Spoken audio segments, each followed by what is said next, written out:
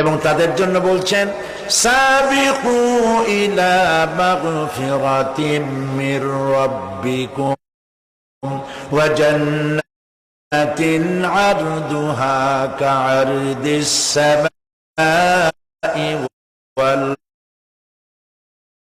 উইদ্দাত লিল্লাযীনা আমানু বিল্লাহি ওয়া রাসূলিহি।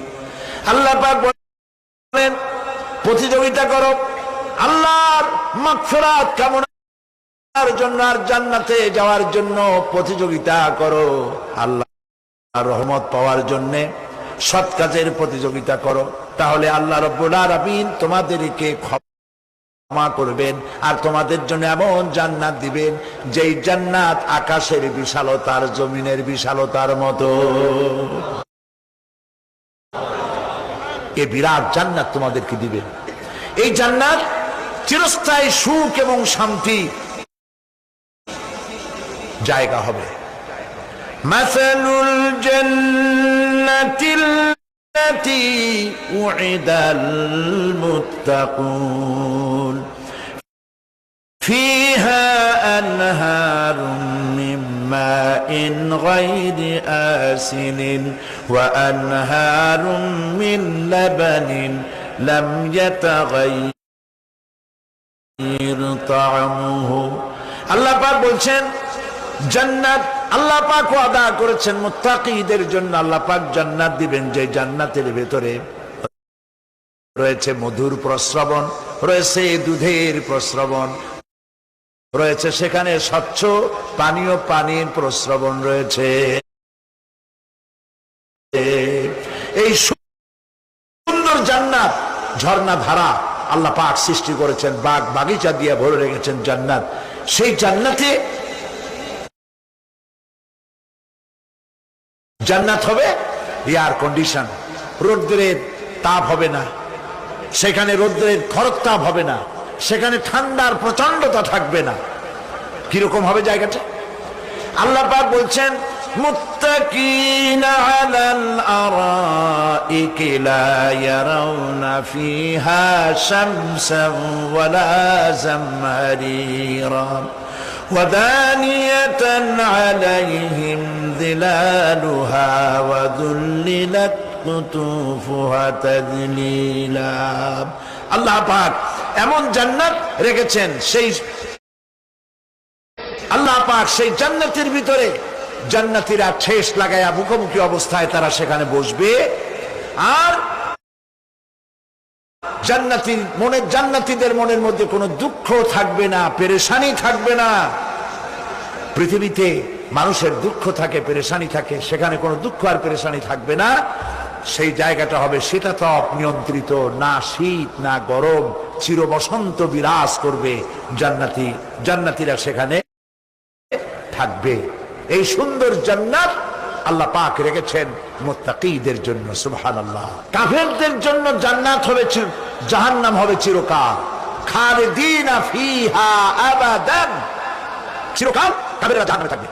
সর্বশেষ যে ব্যক্তি জাহান্নাম থেকে মুক্তি লাভ করবে তাকে আল্লাহ পাক বলবেন, ফেরেশতাদেরকে বলবে, আমার ফেরেশতারা আমার এই বান্দাকে জান্নাত এবং জাহান্নামের মাঝখানে রেখে দাও।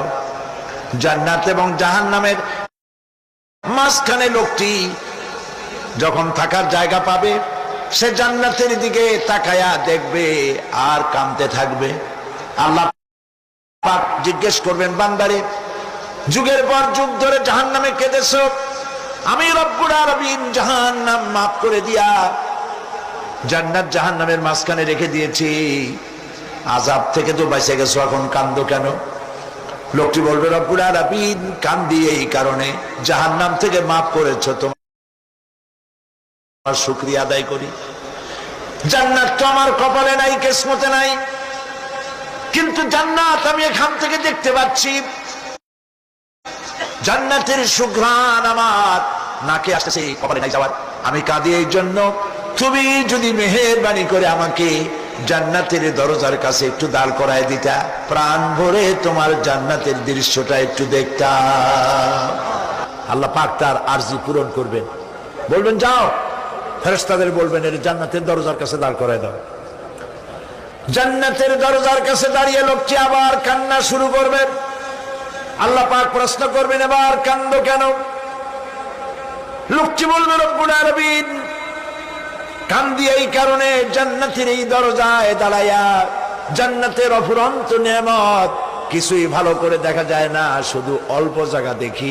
তুমি আমারে দয়া করে জান্নাতের মাঝখানে দাঁড় করায় দিতা, চতুর্দিকে তাকায়া তাকায়া দেখা কলিজারে ঠান্ডা বানাইতাম।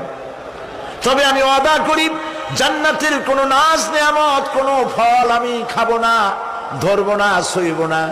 একটুখানি মেহেরবানি করে মাঝখানে দাঁড় করাইয়া দাও, জান্নারে ঠান্ডা করি।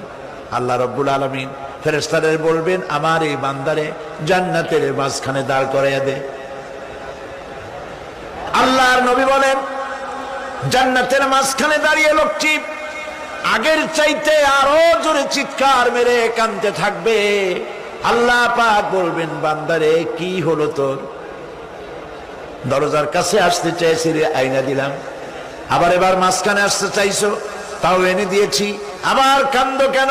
লোকটি বলবে, রব্বুল আলামিন, এবার কান্দি এই জন্যে, তুমি যখন দয়া করে একটিবার জান্নাতের মাঝখানে এনে আমাকে দাঁড় করায় দিয়েছো, তুমি রহমান রহিম গফুরুর রহিম, এই জান্নাত থেকে আবার আর বাইর করে দিও না। আল্লাহ রাব্বুল আলামিন বলবেন, ও আমার বান্দারে, আমার এই জান্নাত তোর খুব পছন্দ হয়েছে নাকি? লোকটি বলবে, রব্বুল আলামিন, কলিজা ঠান্ডা হয়ে গেছে, ভাবতেও পারি না এই জান্নাত এত সুন্দর। আল্লাহ পাক বলবেন, বান্দারে, এরকম একটি নয়, দুইটা নয়, তোর জন্য আমি 10টা জান্নাতে এরকম রিজার্ভ করে রাখছি। সুবহানাল্লাহ। আল্লাহ পাককে ভয় করে পৃথিবীর সমস্ত পাপ থেকে যারা নিজেকে রক্ষা করবে, আল্লাহ তাদের জন্য এই জান্নাত রেখে দিয়েছেন। সুবহানাল্লাহ। সেই জান্নাতের রিসিপশন আপনারা আন্দাজ করতে পারবেন না, রিসিপশন কারে কয়। কি এর প্রধানমন্ত্রী আর প্রেসিডেন্ট, 4-5টা পুলিশ আর আর্মি আসে, একটা ফট করে সেলুট মারলো, বাস শেষ হয়ে গেল। এরকম না, জান্নাতীদেরকে রিসিপশন দেওয়া হবে। জান্নাতীরা যখন আল্লাহর হুকুমে জান্নাতের দিকে যেতে লাগবে, আর যখন জান্নাতের কাছে চলে যাবে, আল্লাহ রাব্বুল আলামিন শোনায় দিচ্ছেন, আবার পাচ্ছেন প্রতি 2 ঘন্টা পর পর লাল খাম বোনাস, যেটা আপনি দিনে 12 বার নিতে পারবেন। মাত্র